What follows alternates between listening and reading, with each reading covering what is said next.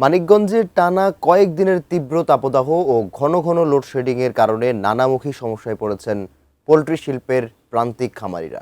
এ বিষয়ে বিস্তারিত জানাতে সদর উপজেলা গোপালপুর ভাদুটিয়া এলাকা থেকে সরাসরি যুক্ত হচ্ছেন মানিকগঞ্জ প্রতিনিধি মোহাম্মদ সুজন খন্দকার। সুজন, লোডশেডিং তো সারা দেশেই সমস্যা হয়ে দাঁড়িয়েছে। কি অবস্থা মানিকগঞ্জে এবং যারা সমস্যায় পড়েছেন তারা এর বিপরীতে কি ধরনের ব্যবস্থা নিচ্ছেন?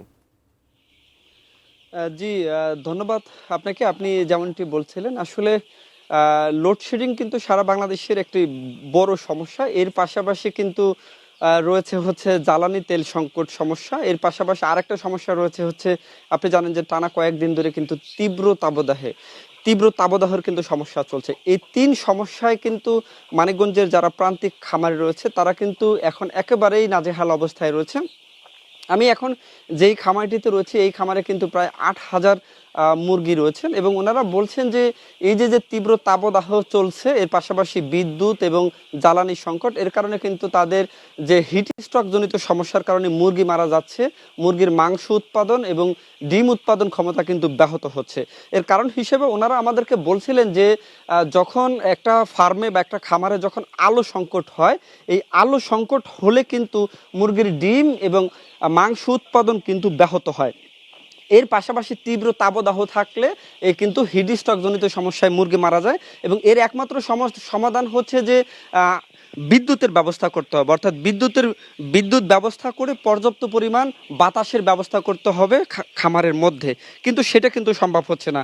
এর বিকল্প ব্যবস্থা হিসেবে তারা জ্বালানি অর্থাৎ জেনারেটরের ব্যবস্থা করছেন, কিন্তু জেনারেটরের কিন্তু প্রচুর পরিমাণ তেল সমস্যা। পাম্পে গিয়ে ঘন্টার পর ঘন্টা লাইনে দাঁড়িয়ে থেকেও কিন্তু বিশেষ করে খামারিরা তারা কিন্তু তেল পাচ্ছে না। তাদের অভিযোগ হচ্ছে ২ লিটার করে তেল দেওয়া হচ্ছে। আর যারা খামারি রয়েছে তাদের বেশিরভাগের কিন্তু জেনারেটরের ব্যবস্থা নেই। সব মিলিয়ে যদি বলি, এখনকার যারা খামারি রয়েছে, একদিকে তীব্র জ্বালানি সংকট, অন্যদিকে লোডশেডিং এবং তীব্র তাপদাহ, এই সব মিলিয়ে কিন্তু তারা প্রচুর পরিমাণ বিপদে আছেন। এর পাশাপাশি আপনাকে আরেকটা কথা বলি, মানিকগঞ্জের যে সমস্ত প্রায় কয়েক হাজার প্রান্তিক খামারি রয়েছে তারা কিন্তু বিশেষ করে বিভিন্ন এনজিও বা ছোট ছোট এনজিও থেকে লোন নিয়ে কিন্তু তারা এই খামারটা কিন্তু পরিচালনা করছেন। এই খামারটা পরিচালনা করতে গিয়ে তারা কিন্তু আগে থেকেই এই যে একটা সিন্ডিকেটের মুখে রয়েছেন। বিশেষ করে মুরগির যে বাচ্চা, খাবার এবং ঔষধ, এই সিন্ডিকেটটা কিন্তু তারা অনেক আগে থেকেই ফেস করে আসছেন।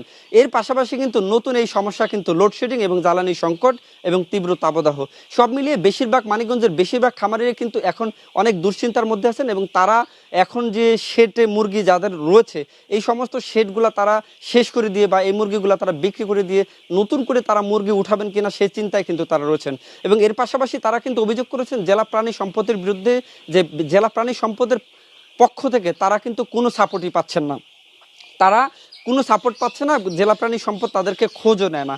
পাশাপাশি তারা কিন্তু, আমি এখানে এখন যে খামারিতে রয়েছি এর পাশাপাশি আরও কয়েকটা খামারের সাথে কথা বলেছি, তারা মূলত বলছিলেন যে ভাই, এখন সরকার যদি সোলার প্যানেলের একটা ব্যবস্থা করে, যেহেতু বিদ্যুৎ সংকট, জ্বালানি সংকট, এটা একটা জাতীয় সংকট, সমাধান হওয়ার মতো নয়। তারা বলছেন যে সরকারের পক্ষ থেকে যারা প্রান্তিক খামারি রয়েছে বা তালিকাভুক্ত যে সমস্ত খামারি রয়েছে তাদের জন্য যদি সোলার ব্যবস্থা করা হয়, এবং সোলার ব্যবস্থা করা হলে এই সমস্ত খামারিরা কিন্তু দীর্ঘ সময় তাদের খামারের কার্যক্রম পরিচালনা করতে পারবেন এবং তারা সমস্যার সমাধান কিছুটা এইভাবে দেখছেন। যে এখন পর্যন্ত এই ছিল আমার কাছে মানিকগঞ্জ থেকে সর্বশেষ।